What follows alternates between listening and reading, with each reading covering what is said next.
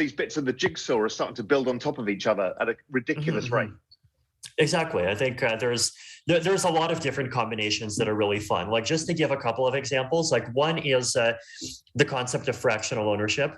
Like, you could see that being applied to NFTs. You could see that even be applied to NFTs representing real estate. You could see NFTs being linked together with DAOs. So like, think of something like a condominium association, right? Like, if NFTs become real estate ownership, then a condominium association can just be a DAO. And, instead of it being governed through like these boring, like often pen and paper based 20th century processes, you can just like, have all the votes just like happen through some contract on chain, right? So there's a lot of different ways to kind of connect each and every one of these, every one of these components. And like, most of the interesting applications, I think, end up connecting different pieces together already. Yeah, one of the things about tokenizing real estate that's super interesting to me is a lot of real estate that performs well is expensive, and most people can't participate. The moment you tokenize it, anybody can participate. Anybody can put 5% of their savings in a $100 million property. And that's exactly. It's an extraordinary change. And liquidity of real estate markets is going to change forever once this starts happening. Yeah, absolutely. I think in real estate specifically, right? Like the non-fungibility of it is like, in many ways, you can see it as like as a source of just a huge number of problems, right? Because if you live in a city today, you're either a homeowner, in which case you're just massively overexposed to one asset, or you're a renter, in which case you're negatively exposed to that asset, and you're even you could say negatively exposed to basically your community being a good place to live, right? So giving people access to options that are kind of in between those two extremes on that spectrum, like partial ownership, some kind of system where ownership builds up over time. Using crypto loans to be able to actually facilitate that. I think there's lots of opportunities for really cool things to happen there. The other thing that you mentioned that is coming fast on the scene, and everybody's trying to figure this out, are DAOs. How are you thinking about DAOs, and how effective are they going to be? What format are they going to take? I mean, there's a lot of experimentation going on. It feels that sometimes it's difficult to have such a broad ownership of projects, because without a specific leader, we're trying to figure out how this is all going to work. How do you see the evolution of DAOs, and how are you framing it yourself right now?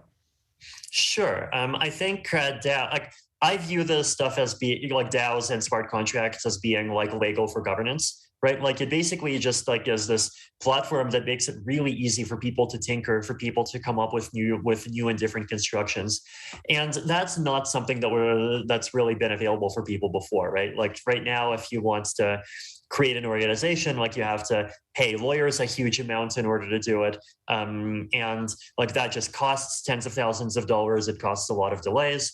And if instead, you create something that's just really turnkey, and it really reduces the cost for people to do those kinds of things, then I think we could easily see organizations become a lot less standardized. There'd be a lot more different kinds of them that are tailored to different kinds of situations.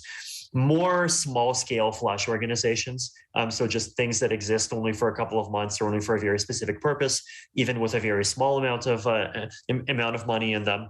So I don't see one kind of dominating use case. I just see it opening up the floodgates for 1,000 different experiments. Yeah, I mean, one of the things I'm seeing that's really interesting is the fund management industry is now being crowdsourced based around a DAO, and as you say, the cost is so minimal to set these things up that it's hugely disruptive for this very traditional business of managing money.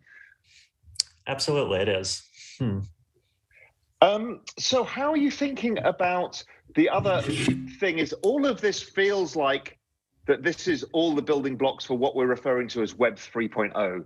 Now, everybody's got their own definition of that, like everybody's got their own definition of the metaverse. What is your definition of Web 3.0, your working definition? Because it will change over time, as everybody's does. And how far are we in this process? So I think, Web 3.0 is obviously a very big term. I think there's a lot of different things that different people are excited about.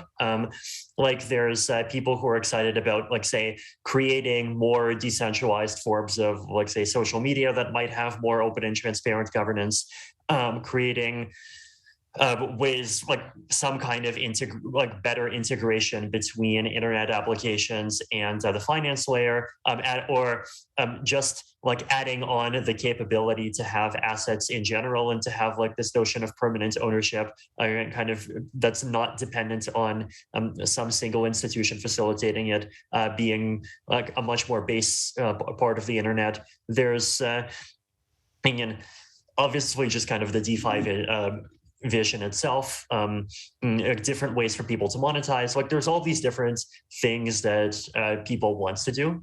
And I mean, Web3 is definitely a very big umbrella term that covers all of these things, which I think is okay, right? I mean, I think, there is a big revolution happening here, right? There's there are these technologies. I mean, I think like not just blockchains, zero knowledge proofs are also a really big and important one.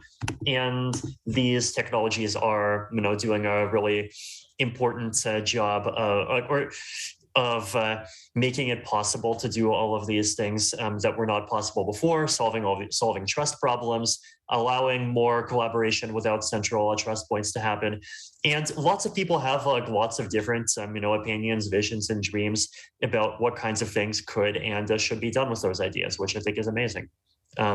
So yeah, I think one of the key things missing from all of this still, I think, is the wallet experience, the kind of ubiquitous wallet experience. And the other thing is that zero knowledge proof identity layer that I think we need for the internet, that many of us share this idea that we shouldn't give all of our information to everybody. And I think many people's vision of Web 3.0 is that we hold our own data.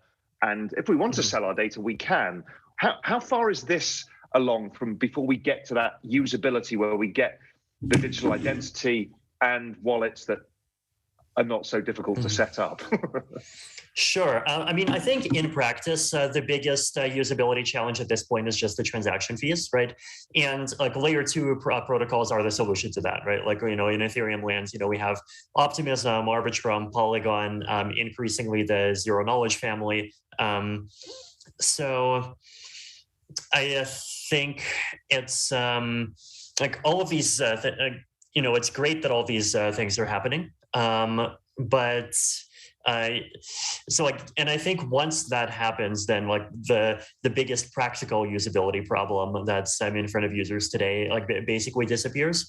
There are other usability problems too. Like I think the other really big one is the fact that most people are not really set up well to fully manage their existing cryptocurrency wallets and make sure they don't lose all of these digital assets. Like we're basically talking about potentially hundreds of thousands of dollars that are under the control of a cryptographic key, right? And that's not really a model that people are necessarily used to in a world where most valuable things are things where if people go wrong, you can, go and talk to the bank, or you can go and talk to the court or the police or whoever else, and they'll figure things out. But there are solutions in the crypto space that are they're trying to solve the problem and reduce the chance that funds get lost, reduce the chance that funds get stolen, just make people feel safer when handling these assets. Things like social recovery wallets, multi-sig wallets, different kind of hybrid institutional forms of custody where some institution can help serve as a backup without that institution actually having the ability to take, or without that institution having the ability to control that asset completely. So there's a lot of important work being done in those areas as well. But I think, all of these problems are going to just slowly start to get solved over the next couple of years. And so I'm really excited about that. So, I mean, what you talked before a bit about this being a revolution. I talked about it being that as well. I mean, this is the fastest adoption of any technology in all human history. It's growing at twice the speed that the internet adoption did back in when it had the same number of users. There's so much going on, as we've just talked about. I mean, the whole space has exploded in depth, not only in the number of different protocols, but the use cases of everything as well. So how should a country like Singapore or any country think through a revolution that's happening this fast? Because it's a bit unsettling for countries, let alone companies. How should they think it through? Sure. So I think there's a couple of different angles to think it through from. I mean, one angle is just like how to be supportive of good projects that are trying to make all of this happen locally, right? And like I think Singapore is in a potentially good position to do a lot of that. Like it's already a financial hub. It's already a legal registration hub. So if people end up wanting to do projects that involve like either like say NFTs that are backed by some kind of legal property rights, then basing them in Singapore might be a great choice for people to do. And if people start doing that, then there's the question for the Singapore government of like what can they do to make it easier for people to do those kinds of things. So that's one possible angle. So like for those crypto projects that do incorporate some form of institutional trust, like how can it better serve as the trust anchor. The second project way to look at it is, of course, looking at it from the kind of user side and like looking at it from the point of view of, well, what are specific applications that could be valuable and could make a lot of sense. Like, might there be like use cases for say NFTs or like some DAOs or something for fractionalized real estate ownership inside of Singapore? Might there be use cases like use cases for like people like say like local artists that might want to use NFTs as a way of getting revenue, possibly like DAOs that might be funding like art or cultural works of different kinds. So just to look at it kind of application by application and see what's worth doing.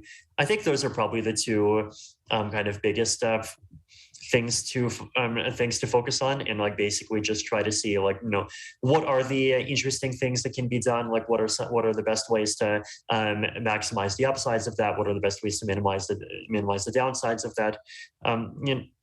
In general, I'm optimistic that there are lots of things that can be done. Yeah, and it's interesting because the crypto space tends to be anti-establishment, but there is these two spaces, the government space and the crypto space, are going to bump up against each other, and central bank digital currencies and building out new financial systems. We all have to kind of talk to each other and write a new set of rules to make sure that we can all operate, because it kind of plays for everybody's favor, but it's difficult in some countries because the US we're still using laws from 1934, which make it tricky. And we kind of need to get to the situation where we've got a set of an open set of rules that allow us to adapt and change, because it's so fast developing. Absolutely, yeah. No, and I think the crypto space is a big space, right? And I think there's a lot of people with a lot of different visions, and I think there's room for all of those visions in the space. And like it's, and even kind of to the extent that it is kind of anti-establishment, like it doesn't even necessarily need to be about like getting rid of the establishment completely. It's I think another kind of possible angle to look at that is it's about creating a kind of more fair ways for people to interact with existing institutions. And yes, ways where existing institutions have less opportunities to exercise control, especially in ways that abuse people, but at the same time, ways where they can still kind of provide important services, ways where it's easier for new institutions to break or existing institutions to break into markets where there's currently incumbents that have a kind of very strong seat in the middle because they control the interfaces, and crypto is not going to let anyone control the interfaces to the same extent because it's all about creating these open base layers. So I think in general there's lots of opportunities for all of like both institutional and non-institutional actors trying to compete with the institutions to participate. Yeah, absolutely. So just as we wrap up in the final minute or so, what are you most excited about right now? What is the thing that you go, wow, okay, this is really cool?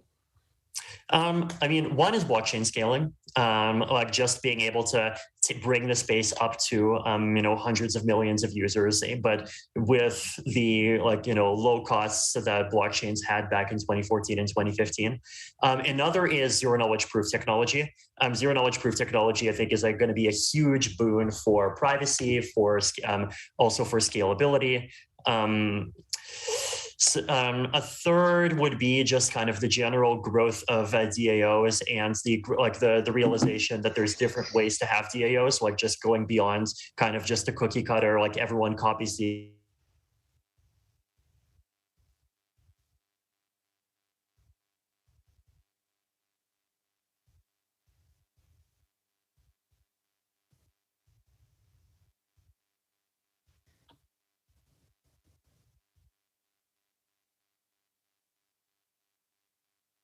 I don't know who's frozen. I don't know if it's me or Vitalik that's frozen.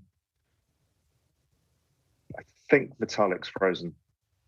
So I think we'll be wrapping up from here as the clock's counting down. So apologies for the last minute cutoff, but I hope you all found it very interesting, and thanks very much.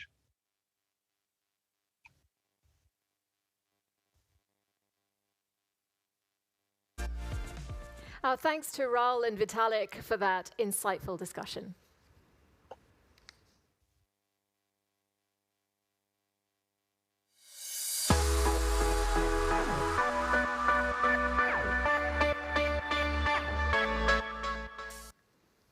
It's the Singapore FinTech